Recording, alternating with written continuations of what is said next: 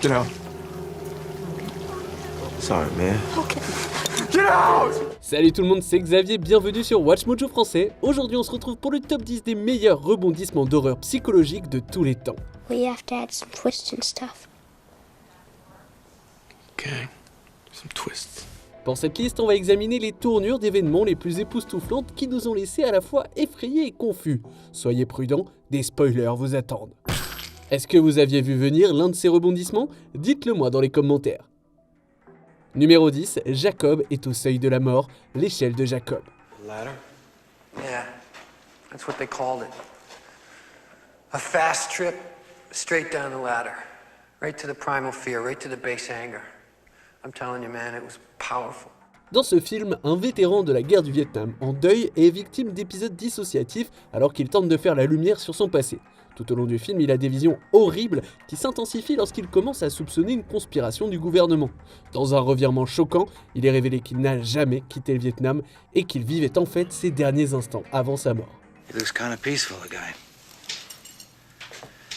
Put up a hell of a fight, though. Malgré des résultats médiocres au box-office, le film a obtenu le statut d'œuvre culte. Aujourd'hui encore, les cinéphiles débattent de la signification du rebondissement. Les thèmes du film sur la perte, la réalité et l'inconnu le rendent incroyablement poignant. If you're frightened of dying and you're holding on, you'll see devils tearing your life away. But if you've made your peace, then the devils are really angels, freeing you from the earth. Numéro 9, de vieux à jeune, la porte des secrets. Ce mystère surnaturel se déroule dans une plantation de la Nouvelle-Orléans avec au centre une infirmière en soins palliatifs nommée Caroline. L'histoire prend un tour sombre lorsque Caroline apprend que son employeur a utilisé des rituels houdous pour habiter de jeunes corps. It keeps you from dying. Not forever, but for a while. How? You have to sacrifice somebody and take the years that they have left. Dans un revirement étonnant, le public réalise que chaque étape du voyage de Caroline faisait partie d'un plan plus vaste, menant à la prise de contrôle de son propre corps. Thing folks don't understand about sacrifice.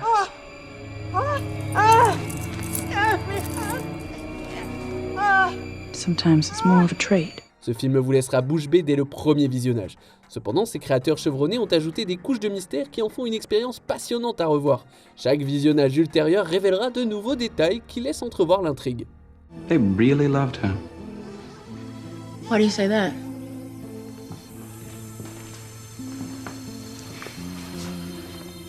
It's in their wills. They left her at the house. Numéro 8, l'implication de Tom, Invisible Man. Now, I agree with you. Adrian was brilliant. But it wasn't because of anything he invented. It was how he got in people's heads. That was his true genius, knowing people's weaknesses. Avez-vous déjà eu un ex qui ne voulait tout simplement pas laisser tomber votre relation? Dans cette histoire palpitante, une jeune femme nommée Cecilia est traquée par une force invisible peu après avoir quitté son petit ami Adrian, supposé décédé. Lorsqu'elle démasque enfin son assaillant invisible, elle est sous le choc. I know Tom's body is in your living room. Adrian did everything before that, though. He set his own brother up. Il ne s'agit pas d'Adrian, mais de son frère Tom. Cependant, Cecilia est capable de déduire que Tom était lui aussi manipulé par Adrian, qui avait simulé sa mort pour orchestrer ce stratagème. That shouldn't come as a surprise. Dans un monde où règne la masculinité toxique, ce film montre les limites effrayantes que certains hommes sont prêts à franchir pour conserver leur contrôle et leur pouvoir. Numéro 7, le cycle Sinister.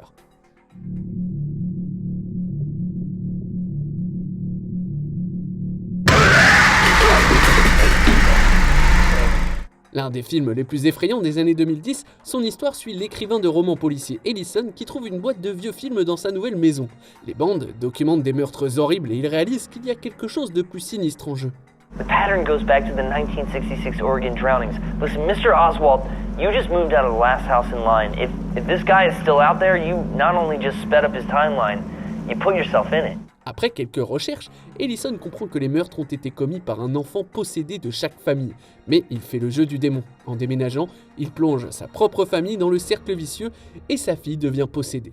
Don't worry, Daddy. I'll make you famous again. Le film met l'accent sur les tendances voyeuristes des amateurs de vrais crimes. En raison de sa fascination morbide, Ellison finit par être victime du monstre qu'il essayait de comprendre. Numéro 6, ce sont des fantômes, les autres. En 1945, une femme nommée Grace vit dans une vieille maison avec ses 2 enfants photosensibles et devient convaincue que la maison est hantée. What if we see a ghost? Has your sister been telling you one of her stories? I haven't told him anything. Well, if you see a ghost, you say hello and you continue on studying. Grâce à une brillante performance de Nicole Kidman, le public assiste à la perte d'une femme au foyer, aliénée par sa propre paranoïa. Au cours d'une séance de spiritisme, Grace découvre qu'elle a étouffé ses enfants avant de se suicider et que ce sont eux qui hantent la maison depuis toujours et non les nouveaux locataires. She didn't kill us. Children, if you're dead, why do you remain in this house? We're not dead. Ce film subvertit les clichés des histoires de fantômes en présentant le point de vue du fantôme. Bien qu'il se déroule dans l'Angleterre de l'après-guerre, l'intrigue ingénieuse rend ce film incroyablement moderne et inoubliable. The intruders are leaving, but others will come. Now, sometimes we'll sense them, other times we won't. But that's the way it's always been. Numéro 5, l'aide était à portée de main, The Mist. Something in the mist! Something in the mist! Took John Lee! Adapté de la nouvelle de Stephen King, ce film raconte l'histoire d'une brume effrayante qui libère des créatures d'un autre monde dans une petite ville de Nouvelle-Angleterre. La plus grande question posée au public, c'est de savoir si cela se produit ailleurs. Cependant, le plus grand choc survient lorsque notre protagoniste tue par pitié les autres survivants, y compris son propre fils, pensant être à court d'options.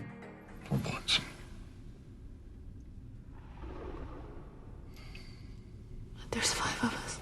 À court de balles, David n'a plus le choix que d'affronter le brouillard pour accepter son sort, mais découvre que les secours n'étaient qu'à quelques minutes d'eux.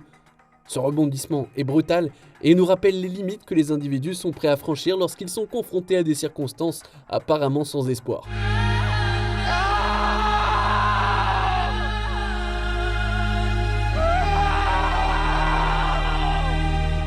Numéro 4, Malcolm était mort depuis le début, le 6e sens. Ce film est devenu synonyme de rebondissement et il n'est pas difficile de comprendre pourquoi. I see dead people. In your dreams? While you're awake? Dans ce thriller classique de M. Night Shyamalan, Malcolm, un psychologue avisé, cherche à aider Cole, un enfant perturbé qui croit voir des morts. Please make them leave. I'm working on it. Après avoir accepté les capacités surnaturelles du garçon, Malcolm l'encourage à aider les esprits à passer dans l'au-delà. C'est alors qu'il se rend compte qu'il est lui-même un fantôme, n'ayant pas survécu à la fusillade du début du film. I see people. They don't know they're dead. C'est une révélation qui prend aux tripes et qui demande au public de s'interroger sur ses propres affaires inachevées. Numéro 3, prise de contrôle du corps, Get Out. You told manager because you never take my advice. Like what? Like don't go to a white girl parents' house. Cette histoire suit un jeune homme noir, Chris, qui rend visite aux parents de Rose, sa petite amie blanche, pour le week-end, mais ce qui semble être une escapade innocente prend rapidement une tournure sombre et sinistre. Now, sink into the floor. Wait. Sink.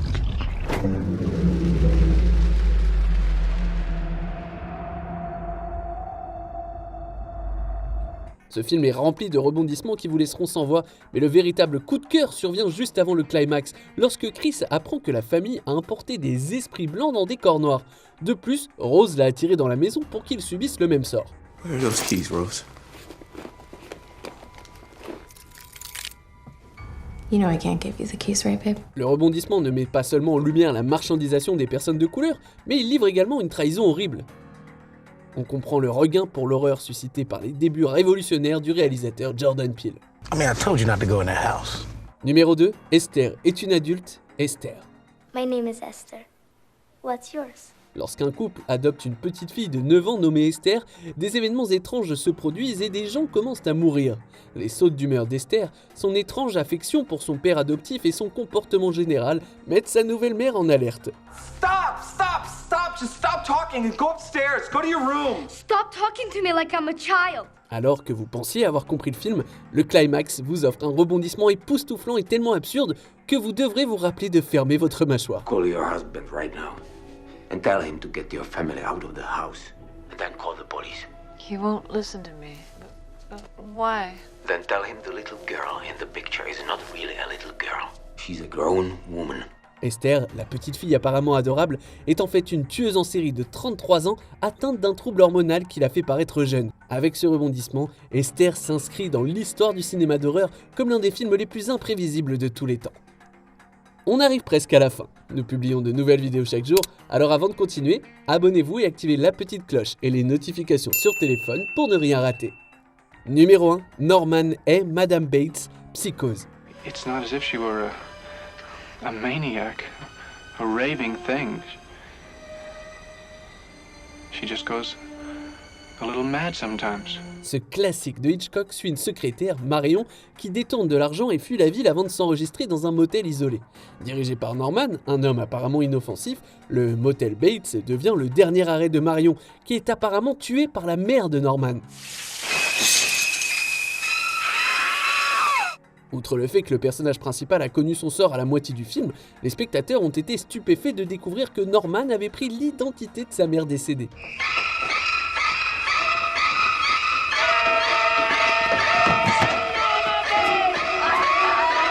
Ce film a brisé le moule pour les cinéphiles, car ils n'avaient jusque-là jamais rien vu d'aussi audacieux et imprévisible.